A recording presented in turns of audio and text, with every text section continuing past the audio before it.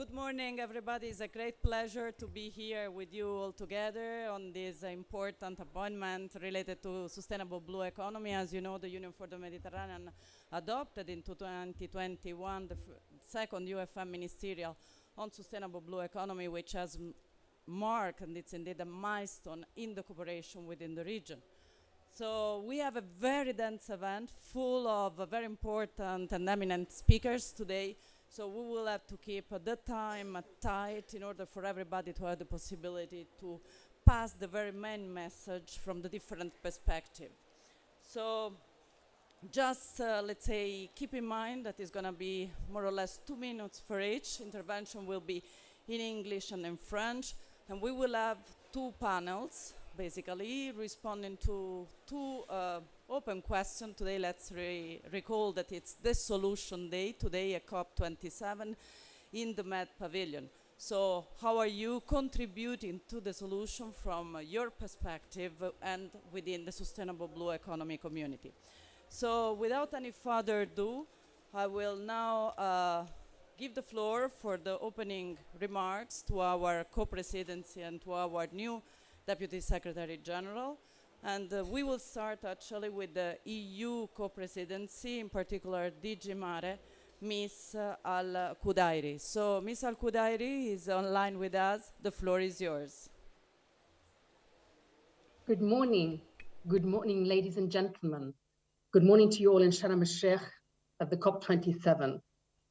Thank you for the introduction. And on behalf of the UFM co-presidency, I wish to extend a very warm welcome to everyone and thank you for coming to what I'm sure will be a very insightful session this morning. Unfortunately, as you can see, I cannot be with you. I am talking to you here from a very cold and wet Brussels.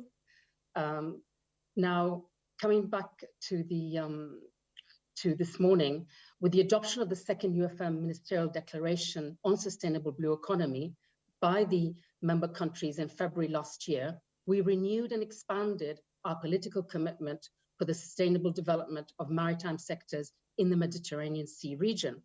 And I'm very pleased that countries have now set a roadmap for the implementation of the ministerial declaration, as well as a monitoring mechanism to assess our progress made. And further, the 2021 communication on the renewed partnership with the Southern Neighborhood, a new agenda for the Mediterranean, once again highlights the European Commission's emphasis on supporting the Mediterranean neighborhood towards green and blue economies. But also, in our communication for a new approach towards sustainable blue economy, the European Commission commits to supporting its neighbors in developing their maritime economy sustainably. And my dear colleagues, John Bell from the European Commission will also in this session speak about the relevance of the EU mission Restore Our Oceans and Water is also to the delivery of a sustainable blue economy. But political commitment on its own will not suffice. Funding the sustainable blue economy is key. And for this reason, the EU is supporting the new Blue Mediterranean Partnership proposed by the UFM, by the European Investment Bank, as well as by the European Bank for Reconstruction and Development, and which was launched only a few days ago in this very same pavilion at the COP27. And so I'm extremely proud of our involvement in this partnership, and various EU countries have chosen to become donors. And it is my hope that this partnership will help the countries develop their blue economies further and in a sustainable manner. Growth, advancement, and progress are all important, and investments can help secure these. However, all the sectors and activities have to be developed in a sustainable manner. And only this way can we ensure that our seas and oceans will provide for future generations. So in conclusion, my dear ladies and gentlemen, it is my hope that together we will continue the work towards our sustainable blue economy and towards securing the conditions that will enable this. And thank you very much again from Brussels. Many thanks for your words, very inspiring and indeed very much directed to action.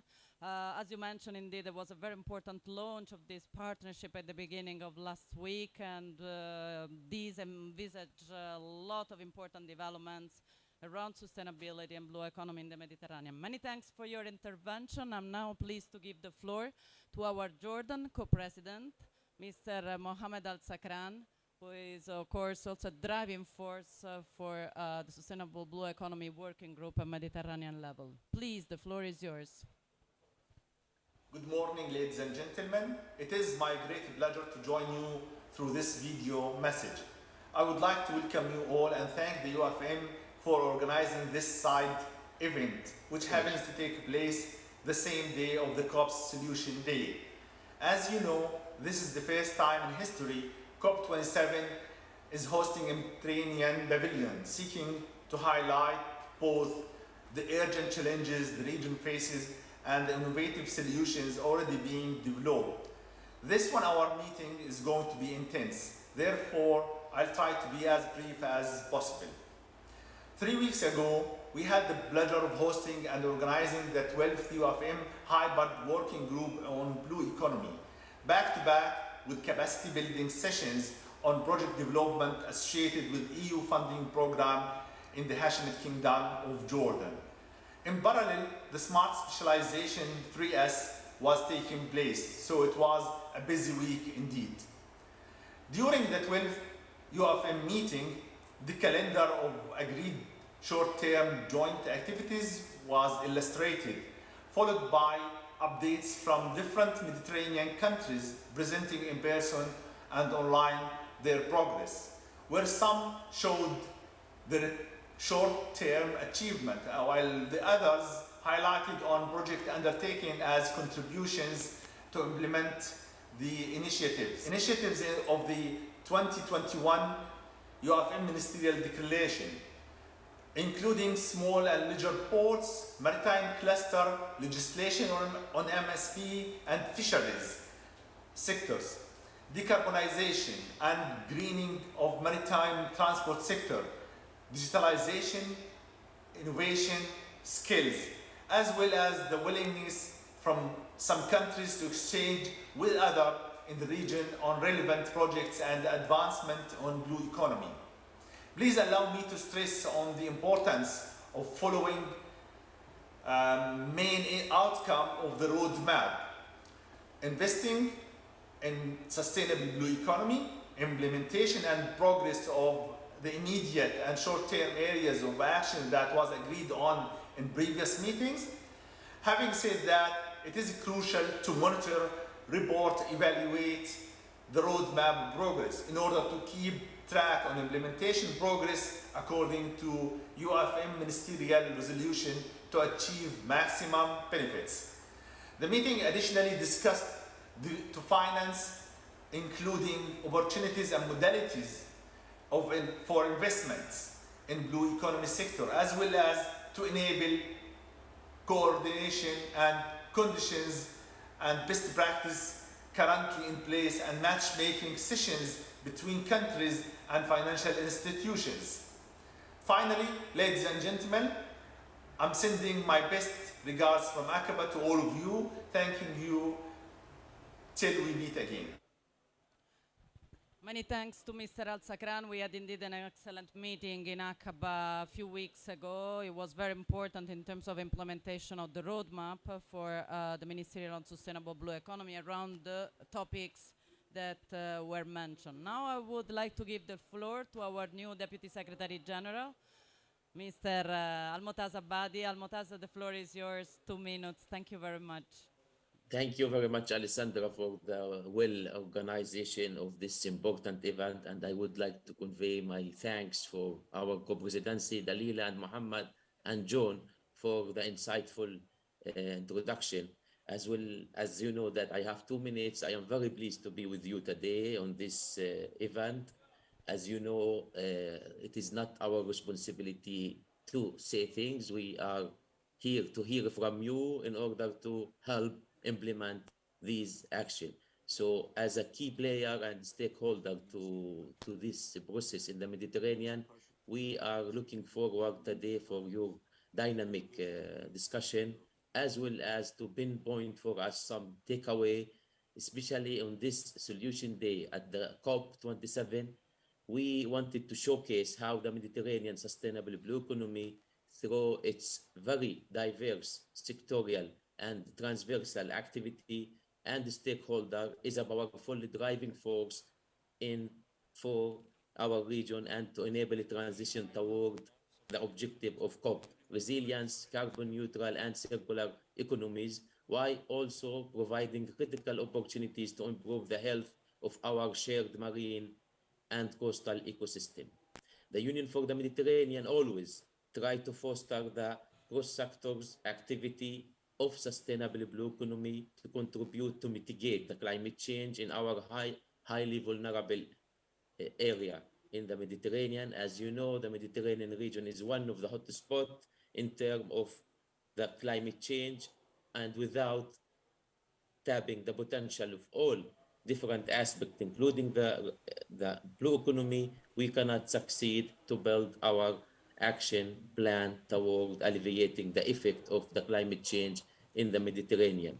So as call to action, let us leverage the very real urgency imposed on us by a reality of climate change in our basin, and to think how we can work together. Today we will hear from different actors, especially from our colleague from EBRD, about the new Mediterranean Blue Partnership, that we think that this is the way forward in order to implement the activity in this important region, and how to advance the action that we need to do in the Mediterranean. Thank you. I diverted to you. Thank you. Many thanks.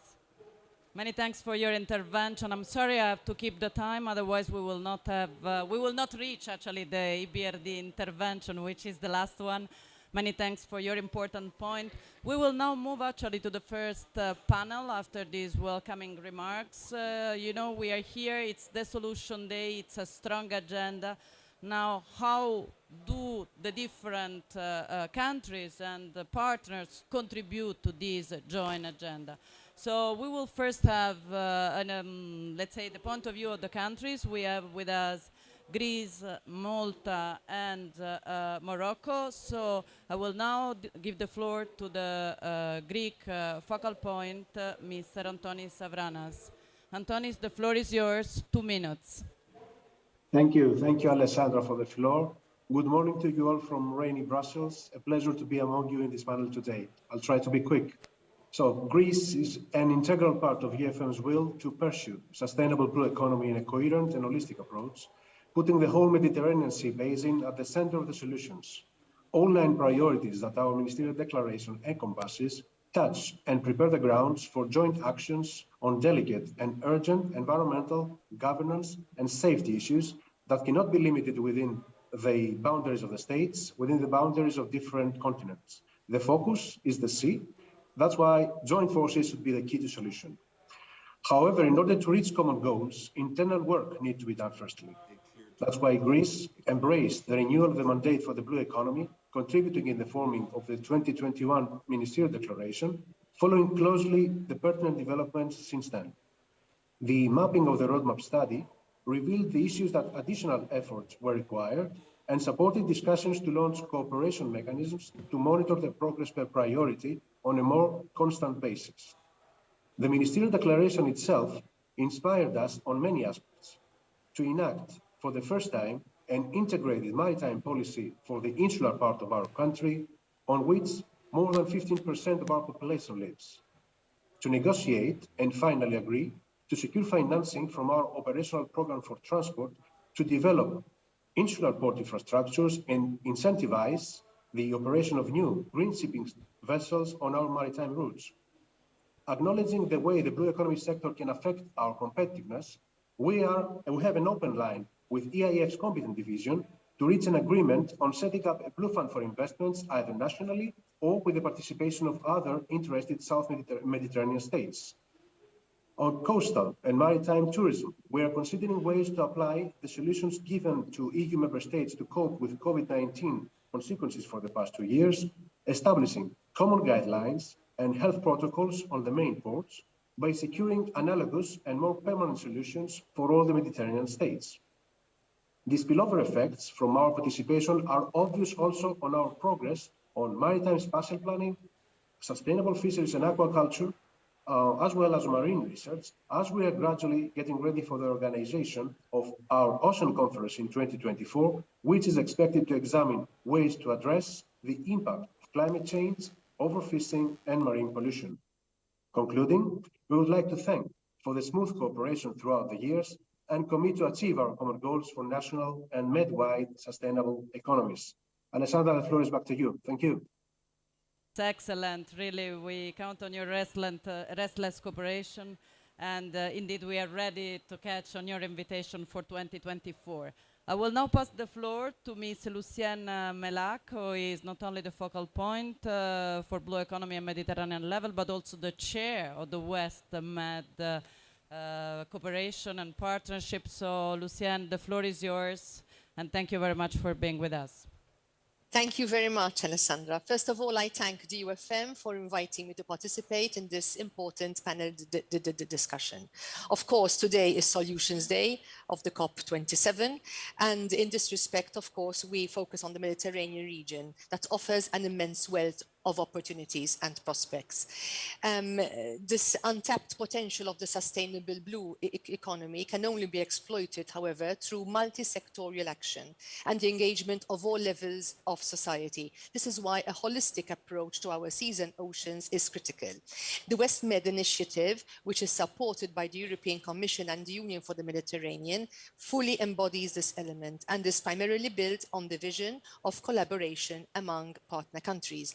Despite the recent challenges that we have faced, the initiative has managed to achieve significant progress and continued with its activities on project development support, as well as stimulating the dialogue among stakeholders in the sub-sea basin on key policy areas, which are consistent with the needs of the region, as well as the objectives of the UFM. Through a balanced top-down and bottom-up approach, it has provided consistent support to numerous organizations, intensifying its contacts with partner organizations and institutions, and ultimately building stronger links among the blue economy community to ensure that synergies are built in addressing common challenges and common opportunities.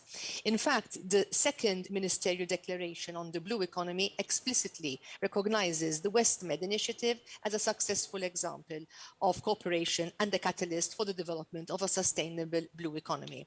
As a maritime nation, Malta is highly committed to the Sea Basin Initiative and in fact was one of the main promoters of its development. At the moment, as Alexandra said, we currently hold the co-presidency of the initiative for 2 years. And in this role, we are putting forward the cross-cutting themes of blue skills and ocean literacy at the forefront by prioritizing the development of this policy area together with the decarbonization of shipping, sustainable fishing and aquaculture, marine clusters, and sustainable tourism. Only by improving the awareness capacities and skills development of this new generation, especially our youths, can we enable future generations to contribute to a truly sustainable blue economy. We therefore look forward to continue to build on this excellent work carried out so far to the development of concrete measures and mechanisms to help promote the sustainable blue economy vision and to boost the worldwide competitiveness of this Mediterranean region to an integrated approach that connects the challenges and opportunities of the region. I thank you very much for UFM's opportunity to Many address thanks this panel. for your intervention and for touching on a very important point and characteristic actually of the work on sustainable blue economy, the multisectoriality. The group itself is extremely multisectorial and this has brought an enormous amount of knowledge to the entire region. I will now conclude this session of the countries with intervention from Morocco. Nabil, you are online. You can speak in French if you want. The floor is yours. Vous pouvez parler en français si vous voulez. Nabil, 2 minutes. Good morning. Thanks, Ms. Alessandra. Good morning, everybody from Morocco.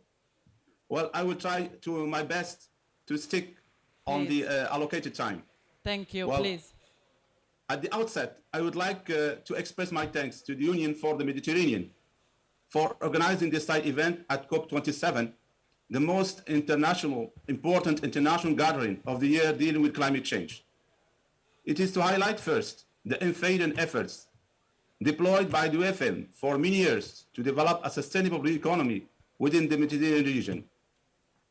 Bearing in mind that each country constitutes per se a partner in this endeavor, we consider in Morocco that the roadmap for the implementation of the 2021 Ministerial Declaration on Sustainable Economy is really a very comprehensive guiding instrument in this respect, and which encompasses 10 ambitious priorities to take to the concrete application. The contribution of Morocco to this collective regional agenda has been reflected in various initiatives and programs that are either finalized or underway.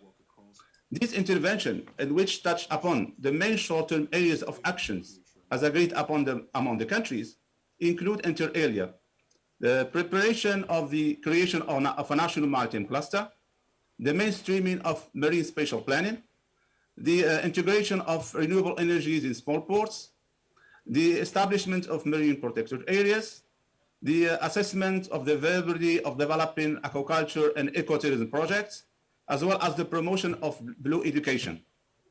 In a nutshell, these interventions and others will be the essence of a holistic program of actions aiming to achieve the short-term objectives with indeed due consideration to climate change challenges. How my country benefits from such endeavor?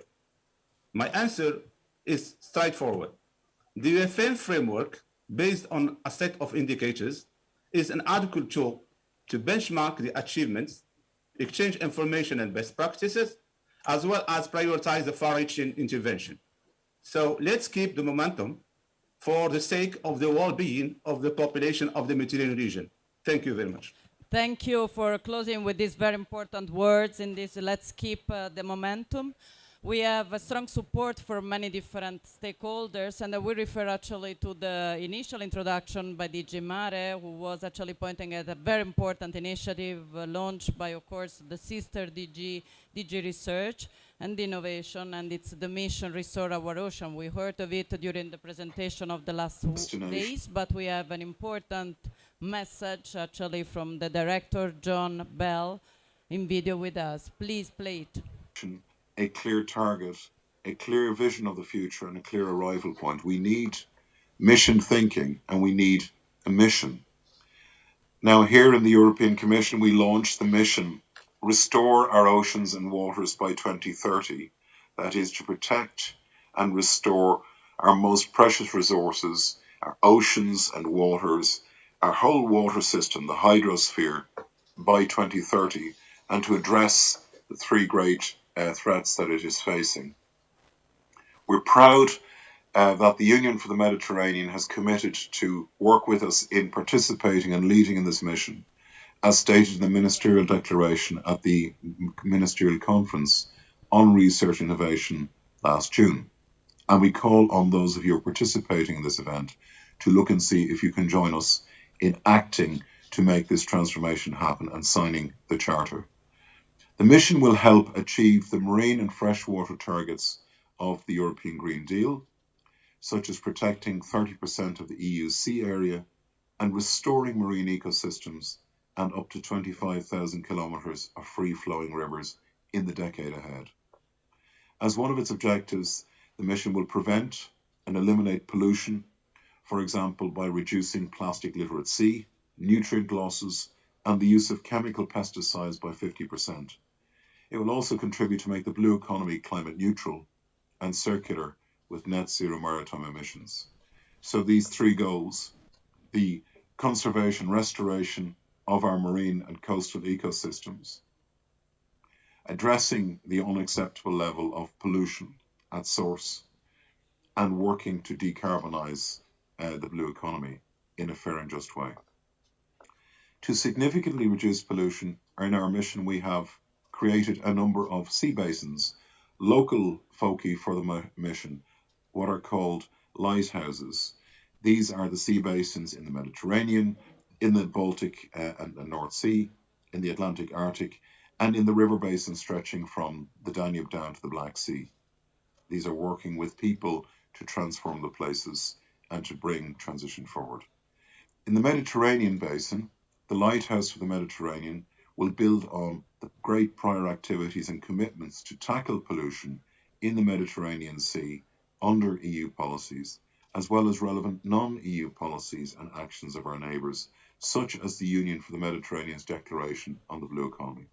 The mission Lighthouse is a real opportunity to mobilise, to harness research and innovation, to attract and de-risk the opportunities for investment, to accelerate and scale up the transition, and to do it in a way which involves people whose livelihoods are affected in the decision-making process of transition.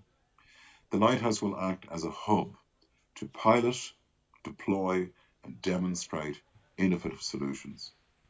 Building on the existing governance structures in place, the Lighthouses will bring together different member states, both European Union and non-EU countries and regions and other parties, through a political implementation charter.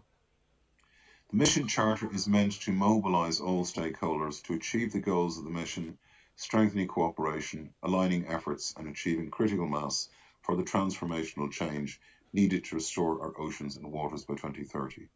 So the charter, if you like, is an invitation to you, to those of you who are working around this great Mediterranean Sea or any of the sea basins we've mentioned here, to commit to the action that is there, to engage with us in taking access to the research and innovation and funding opportunities to bring people together in building solutions.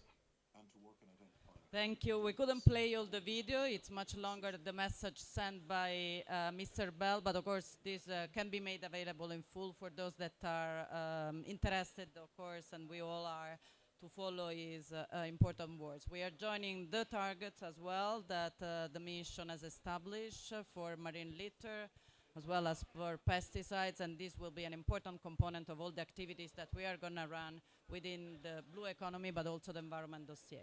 So now we move actually to our colleagues and stakeholders present here with us today. The first one being Paul Oltus, the president of the World Ocean Council. We're very pleased actually that the World Ocean Council moved. It's a headquarters in Barcelona, but I give you the floor. I mean, you represent the private sector. Tell us more in 2 minutes what and how we can collaborate around this solution here at COP27. Thank you. Great.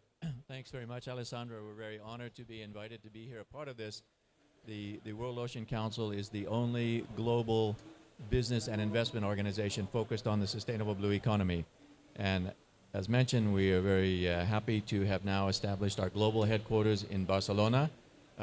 And we can now move further forward and faster and more comprehensively in our already existing efforts to engage the business community around the Mediterranean and the investment community. We've formed an agreement, signed an agreement with the UFM. We are very happy to have had the Global Sustainable Ocean Summit in Barcelona just recently, as well as the inaugural Global Blue Finance Summit. And a great session with UFM, with EBRD, with EIF, EIB, and other partners to really look at how we can coordinate and accelerate the interaction amongst all of the different sectors that operate in the Mediterranean in the business community. And that is our strength, to bring together those different industries to focus on sustainability, link that with the investment community, with innovation. Today is Solutions Day at COP27, and I would say for the ocean, including the Mediterranean Sea, every day is Solutions Day for the World Ocean Council as we work to ensure we've got a healthy and productive ocean by harnessing the role of the private sector and now in partnership with great organizations to do so in the Mediterranean from our new headquarters in Barcelona. Thank you. Thank you very much, Paul. Actually, indeed, what I was very struck by being at your very important business forum is that sometimes we work around the Mediterranean just as Mediterranean, but indeed there is an international community that is looking at us and can support us with many different intervention action, which should be in a certain way integrated also in our portfolio of investment opportunities. So I will now pass the floor to the director of Med Waves, Enrique de Villamore. Enrique, tell us more about circular approach that indeed you historically tackle as far as green economy is concerned. You are moving towards blue economy as well with the support of the Commission.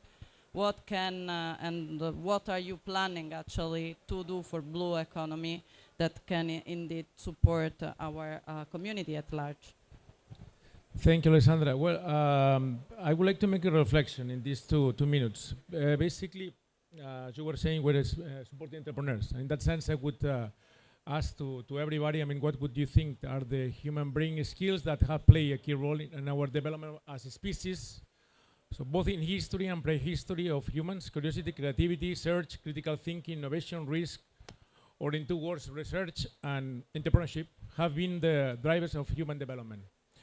From the guy or girl who discovered the fire, through the one who invented the wheel, the one who invented the printing press, to the one who a few years ago transformed the space rockets into space elevators, entrepreneurs have been a catalyst of our society's continued transformation and evolution.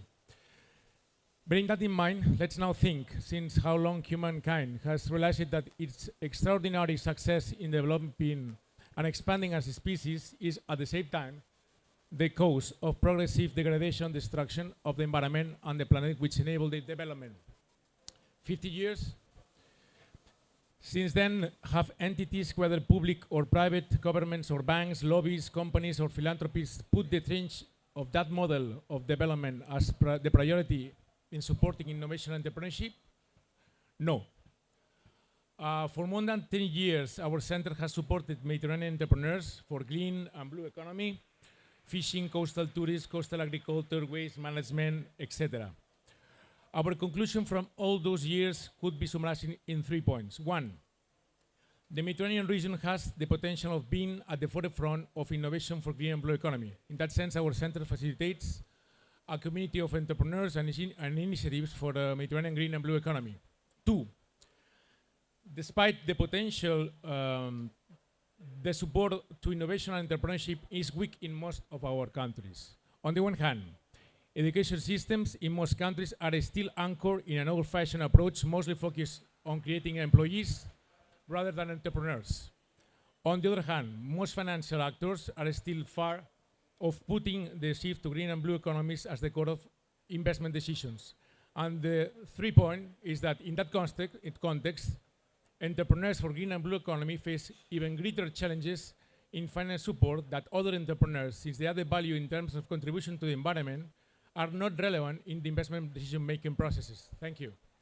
Many thanks, Enrique. Very important points, actually drawn from these 10 years, indeed, of active engagement on entrepreneurship in the Mediterranean. Indeed, there is a lot to do, but as you said, the Mediterranean is at the forefront, even at international level, and that's why we are here together in a Mediterranean pavilion that was, for the first time, historically set up within a COP. So I will now move to our last speaker for this session is Mr. Jose Valls. Jose, the floor is yours. FAO is with us as well, with a focus on sustainable food system. Please, the floor is yours with your perspective, 2 minutes. Thank you. Thank you very much, Alessandra. Thank you for the invitation, and it's a pleasure to be, even if just online, with all of you today. As we know, aquatic blue foods play a crucial role in the Mediterranean diet, but also in the sustainability of the food systems in the region, because we know they contribute to food security and nutrition, but also family livelihoods, economic growth, ecosystem services, and of course, as I said, diets. So this is also part of the UFM Ministerial Declaration on Sustainable Blue Economy. It's also the concern of the General Fisheries Commission for the Mediterranean, the GFCM, whose 22 countries with the European Union have adopted precisely this week a number of measures to ensure the conservation and sustainable use of marine living resources in the Mediterranean and the Black Sea. When we look at fisheries and aquaculture through a systems lens, this emphasizes even more the role of multi-stakeholder collaboration as a key enabler for sustainable blue economy. So within this setting, FAO has joined forces with UFM, with SIAM, with PRIMA to enhance the regional dialogue and cooperation through a multi-stakeholder initiative that is called the Sustainable Food Systems in the Mediterranean Platform. The SFS-MED platform offers a forum for multi-stakeholder dialogue and collaboration on sustainable food systems. It's also a network for strengthening knowledge, sharing, and capacity building, and it can also be a catalyst for regional cooperation in these matters. The platform organized a series of dialogues and pathways in the framework of the 2021 Food Systems Summit and its follow-up now. And there it was very clearly that the sustainable blue economy emerged as one of the key entry points and the key levers for food system transformation in the region. Most countries actually included blue economy in their strategies and their national transformative pathways for food systems presented at the summit. During this process, stakeholders acknowledged many of the different sustainability challenges, not only environmental sustainability, but also social, also economic sustainability challenges of fisheries and aquaculture in the Mediterranean.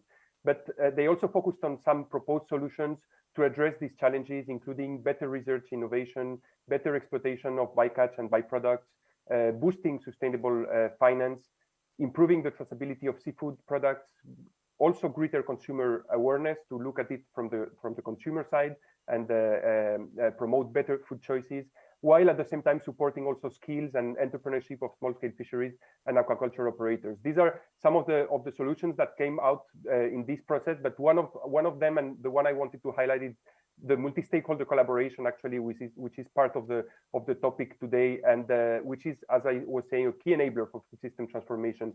These kind of multi-stakeholder mechanisms, like the SFS Med platform and others, are really instrumental in creating this community and supporting the community to leverage and share knowledge, experience of the different food systems actors in the region, in the Mediterranean, but to go towards concerted action for sustainable management of fisheries and aquaculture, but more generally for food systems transformation in the region with the important role of the sustainable blue economy. Thank you very much, Alessandra. Many thanks, Jose. Indeed, many thanks for linking with the food system, a very important point, of course, here at COP27. Indeed, thank you also for mentioning the partnership with Prima SIAM that are with us today these days. We extensively, indeed, talk of the importance of these aspects, and also thank you for referring to the UN food system. Now we will close, and thank you actually this first panel. We will move to the other speakers. Thank you very much for being with us. We will have now on site Professor Skoulos, Dr.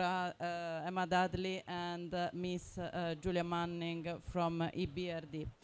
I will now make another question, actually, to go and introduce the second panel, which is indeed more related to how all our initiatives are backed by, indeed, action programs on the ground. So I will now pass the floor to Isabel Nobio from the Interreg Med, Euromed, with whom we actually we established a very important partnership over the past years, and very importantly, very recently, we had 2 webinars dedicated to the South Mediterranean countries in order to make sure that they can actively participate to the calls as associates. In this way, amplifying and capitalize on all the work that is being run in the region. So please, Isabel, the floor is yours.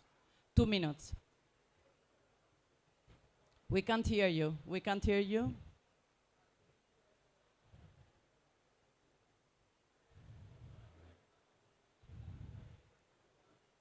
Micro.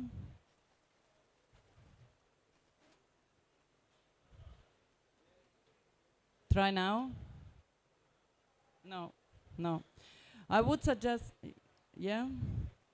Okay, if you don't mind, we will move now to Martin Heibel. Sorry, we have a very tight schedule, but then we come back to you as soon as the microphone problems are sorted out. Martin, the floor is yours. You are from NECBC, but now Interreg Med next, so the floor is yours.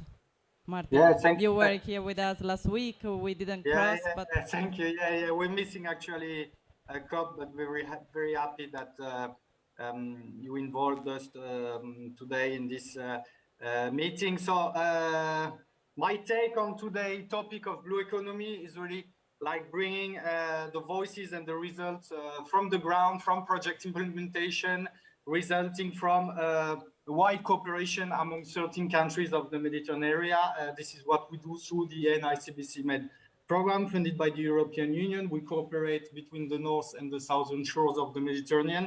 And actually, blue economy is one of the topics which is fully included in our project implementation, is actually a very valuable driver for cooperation. So today, as it's Solution Day, I just want to bring a couple of solutions and a couple of examples from our project. So the blue economy can really be a booster for entrepreneurship and startup development.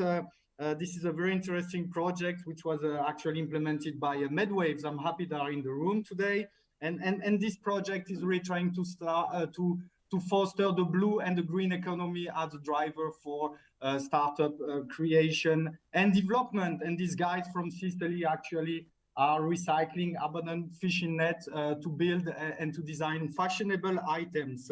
Another opportunity from the blue economy actually is the job creation. So we have different projects which are training hundreds, I would say thousands of young people and prepare them to the career related to ports and logistics.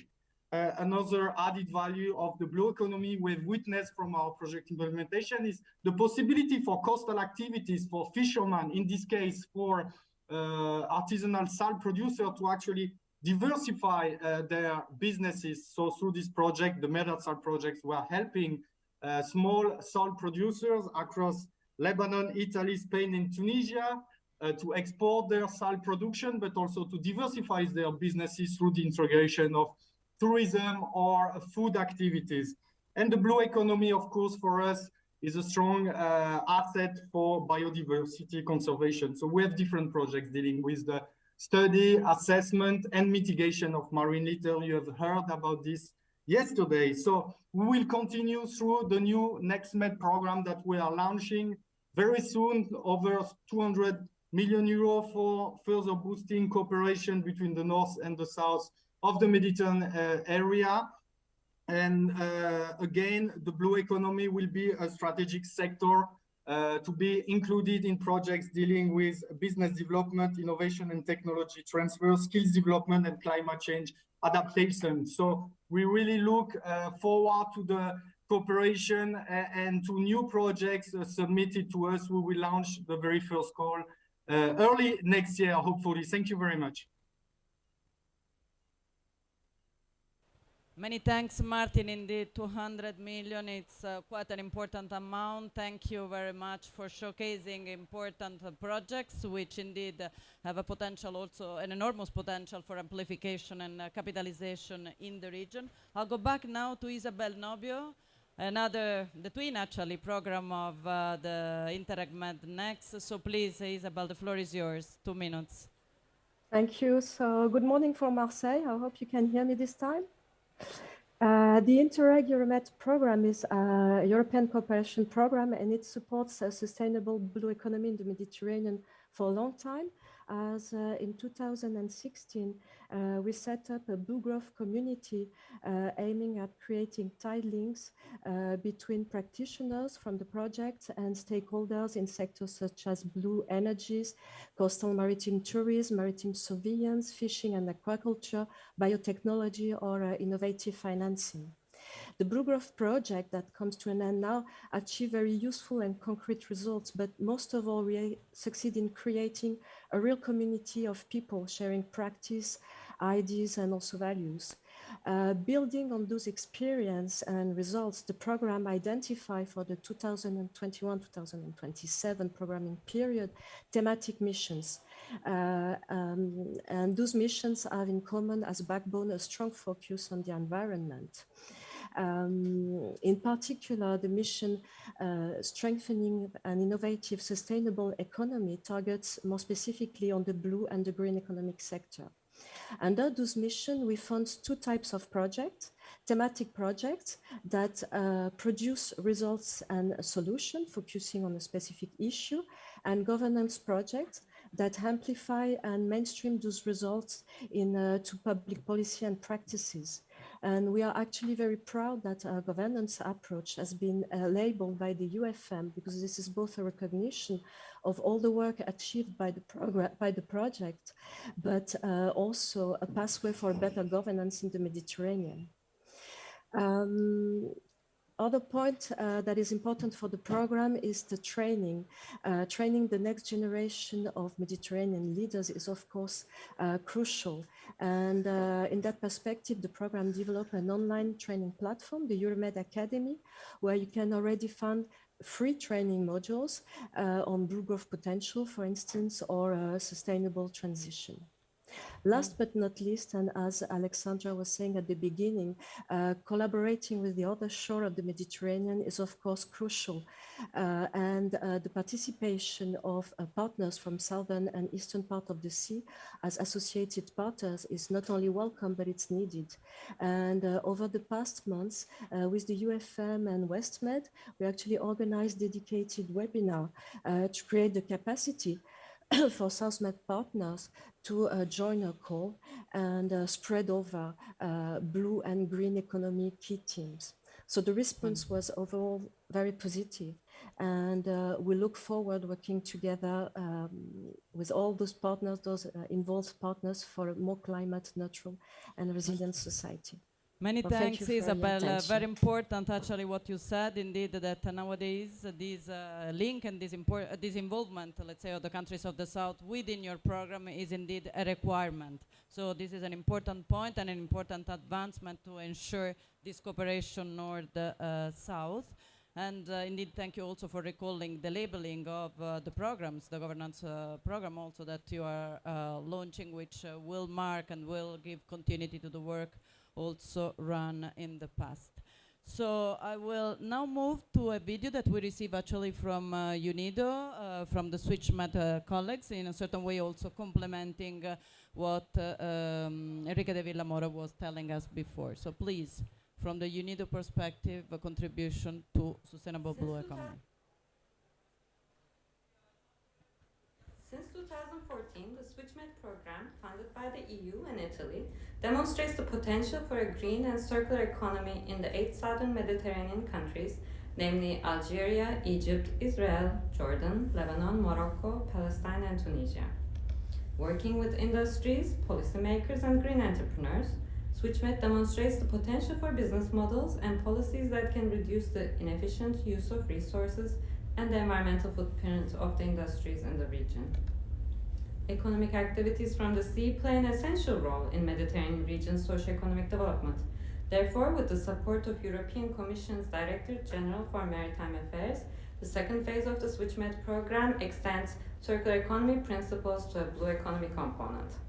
This component aims to demonstrate policy recommendations and eco-innovative business models in vital marine economic sectors, selected in line with the EU Blue Growth Strategy, to support the development of a more resilient blue economy sector in the Mediterranean region.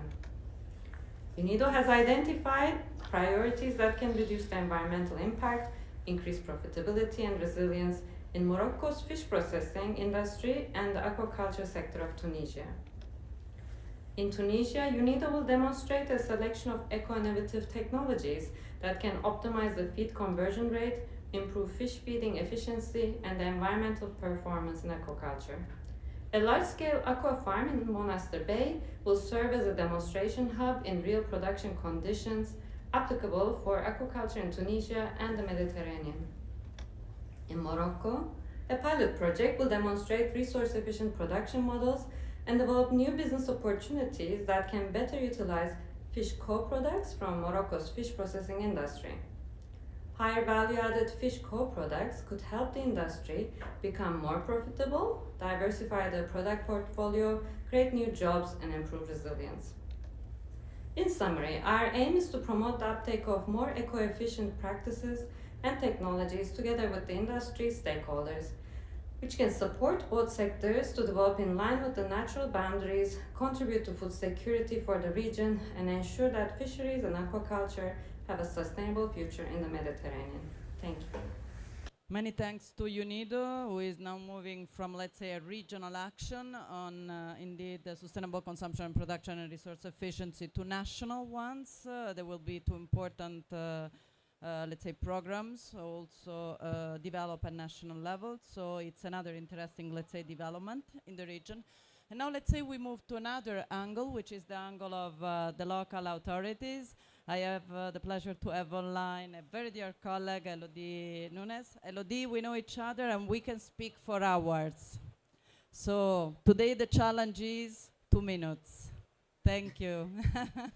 Thank you so much, Alessandra. I'm very happy to be here this morning with you, talking from kind of cloudy Barcelona. I will focus on the collaboration we've had and what the plans could be for the future mainly because as a network of regional authorities working on cohesion matters, maritime affairs, and accessibility matters, we have been closely collaborating with you.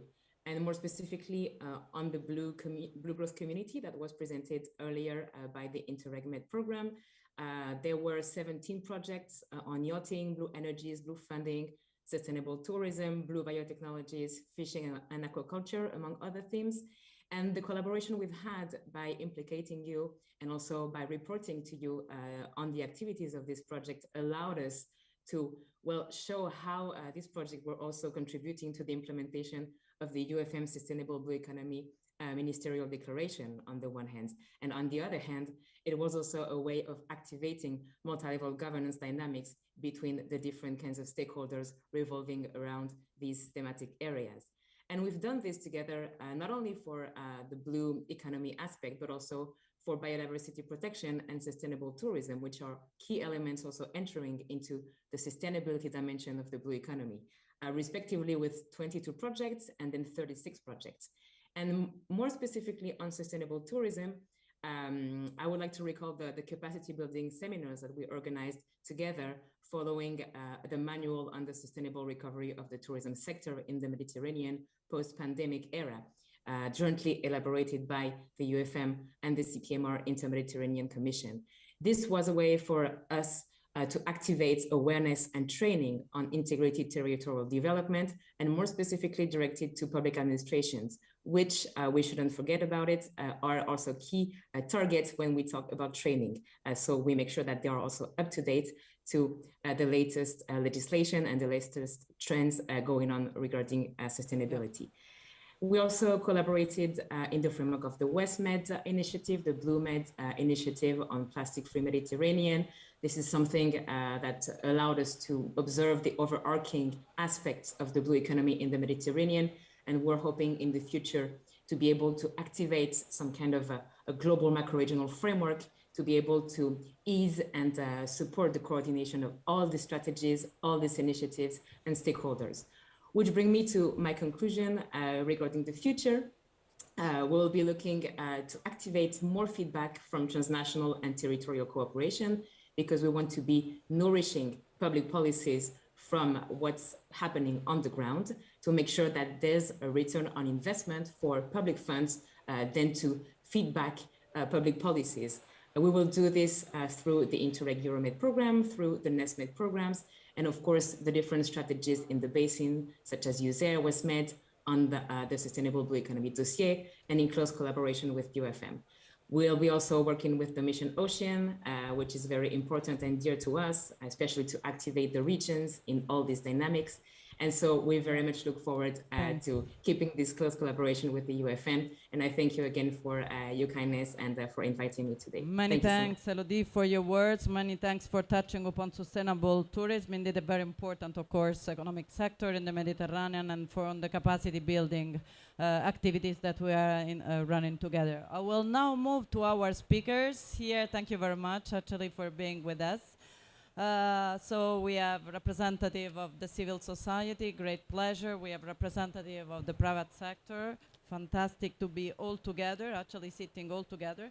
I will now give the floor to Professor Skoulos from Oxted. The floor is yours. I mean, you have been historically supporting all the environment dossier in the Mediterranean. Please, the floor is yours. Thank you very much. Thank you very much, Alessandra, and thank UFM for the invitation. You started with this very beautiful title, which is very poetic, about the rising tide which lifts all boats. I'll try to mention some of these boats of our work because it is extremely difficult to, in 2 minutes, to describe what we are doing, but to show as the major federation of NGOs, where we have also next to me the southern pillar RIDE and the north one, the European Environment Bureau. It is not perhaps known to everybody that we bring together the three, more than 500 organizations and many millions of individual supporters. So I'll give you a little bit on all what it was said before. For example, on marine protected areas, which are so important, as everybody mentioned. Through the Engage program, Engage MPA program, we managed to have the first protocols and management plans of protected areas, including the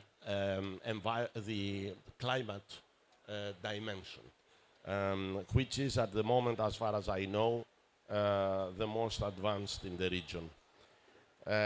In protected areas also, you know very well the Plastic Buster program 4 years ago, that came also with a very concrete monitoring, led to a number of peer-reviewed articles, and now this, together with other 4 projects, generated a new project for these areas, focusing on marine litter and particularly the single-use plastics. And this is for the monitoring up to the prevention and mitigation. I may say that in protected areas, we identified also the problem with alien species. In some areas, the problem, like in southern Crete, is a real disaster.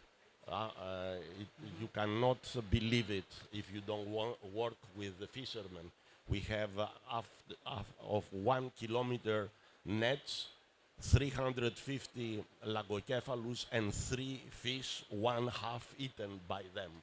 It is a very important problem. We try to work with the local economy and trying also to find alternative solutions for the fishermen with local tourism. I would like also to mention the all what we have done with local small and medium enterprises of not only fishermen but also tourist installations in the region. There are many more on pollution, and there are a project now we have with support of the European Union, and I may mention, of course, all the work that is known, I think, all over about education, bringing both marine ocean literacy and blue economy in that. One more minute. We work now for the reconciliation between energy and biosphere and biodiversity in offshore wind parks, and this is a very important issue that many of our organizations have strong views, and we try to work how we can reconcile these issues. These are Many thanks, Michael. I'm very sorry to interrupt you. I didn't want to interrupt you, but what I want to pick on is we know the immensity of the work that you are doing, that you have been supporting over the past years. I know the difficulty actually of condensing all these in a capsule of 2 minutes, perfectly aware. We were together actually in Cyprus at the ministerial on environment organized at Euro-Mediterranean level just a couple of weeks ago, where indeed the action plan on education for sustainable development, which you actually contributed to develop and carry out in the region, was approved. So this is another important track of work. And now pass the floor to the twin, as Michael himself said, the twin organization, right? Please, Ahmad, the floor is yours. Thank you. I hope I'm not outside the program right now because We it's already are, 11. but I'm not looking. We have 5 minutes. Okay, so, okay. I'll have Ahmad, my 2 Ahmad, we have minutes. 5 minutes, 3 speakers. Oh so, my God, Ahmad, please. I'll try. Okay. So we are in the Solutions Day, and the civil society actually comes with ideas on the solutions, not for the future, but already we have invested in a lot of solutions. So the examples, in addition to what Michael said, we have worked a lot with communities affected by the climate, but at the same time having the blue economy as the source of information and the science that we can use to make the solutions. So, for example, the project that we have right here coming from the north of the Delta, Egyptian Delta, where we have established this climate adaptation for the farmers affected by the sea level rise and the salinity of the soil, and we have alternatives that could be produced as alternatives for crop alternatives like the quinoa to produce, something as an alternative for wheat, and this was a very much an important solution here, even in this COP, when people were eating and tasting what we have done there. We have also worked with the fishermen, and with the fishermen, we have established within the Odyssey project, we were able to have this, to bridge the gap between the operational oceanography conditions and the need of the fishermen to have information on the marine situation related to climate. And then, of course, this was a kind of observatory that could help the farmers. But to do this, we have also challenges. Still, within the blue economy and within the ministerial declaration, we are talking about governance. We still lack this kind of governance, especially when it comes at the local level. We are always fighting to have the dialogue and partnership between the different actors. Either we are talking about civil society organizations or talking about the farmers, the fishermen, residents that are affected, urban or rural areas, by the climate. It's also, we need to have more partnerships. I'm happy that we have the EBRD coming after me, and I'm not taking from your time. But I want to have from your time how you think about building, these capacities and supporting the capacities that we are trying to do at the local level, which is going to make a big difference. It's also, we are very much focusing on education. And this is why we work very much with the universities, and we also try to help this link between, we are talking in the conferences about science to policy. We are actually working on science to action, because the policy still, it needs some time. So I will stop here, but be sure that the issues of sustainable solid waste management, marine litter, plastic issues, all these things, you don't find example unless you go to civil society and you work with them. Thank you very much, Alexandra. Thank you to you, Ahmad. I just want to say to our technicians and organizer, I will give my 2 minutes to Julia, so she will not just conclude, but she will conclude the event. Just before that, we will move now from, let's say, civil society to finance through WWF. We have a small intervention, actually, from our colleague Mauro Randone. I'd like, actually, to mention that WWF has been following all the taxonomy and the work, actually, on blue finance. And this is important, actually, to stress, because it would sort of go beyond what you would think a normal civil society organization would do, but actually this was indeed part of the governance, important change that were done over the past years. Mauro, the floor is yours. BRD is after you, and I'm pressed actually to close, so please. Thank you, Alessandra, and thanks to the UFM for the invitation. I'll be very brief. Mediterranean economy depends on healthy marine ecosystems. This is a fact. In recent years, due to the unsustainable use of natural resources, pollution, unregulated development, the biodiversity of fish stocks have declined dramatically in the region. This is important to be emphasized. Climate change will cause further impacts. So this is why we need to really act now. The 2021 Ministerial Declaration and Roadmap are definitely a great start, and so is the Blue Mediterranean Partnership that was launched a few days ago, initiatives that we're very much willing to support in the future. You asked about our contribution. I summarized in 3 main points. So first of all, we advocate for ecosystem-based maritime spatial planning.